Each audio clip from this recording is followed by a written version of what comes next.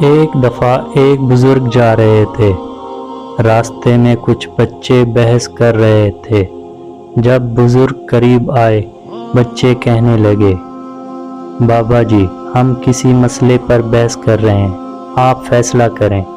بزرگ نے کہا، بیٹا، کیا مسئلہ ہے؟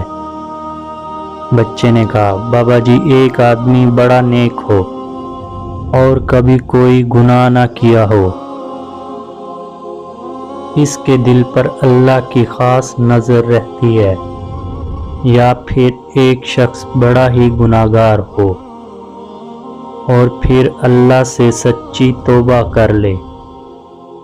بزرگ نے کہا، دیکھو بیٹا، میں کوئی عالم تو نہیں ہوں، میں کپڑا بناتا ہوں اور میرے پاس دھاگے ہوتے ہیں، اور میرے تجربے میں جو بات آئی ہے وہ یہ ہے کہ جو دھاگا ٹوٹ جاتا ہے میں اسے گانٹھ دیتا ہوں اور اس پر خاص نظر رکھتا ہوں کہ دوبارہ ٹوٹ نہ جائے، اور جو بندہ شیطان کے راستے کو چھوڑ کر سچی توبہ کر لے، اللہ سے گانٹھ باندھ لے، تو ممکن ہے کہ اللہ کی اس کے دل پر خاص نظر رہتی ہو کہ یہ بندہ دوبارہ ٹوٹ نہ جائے۔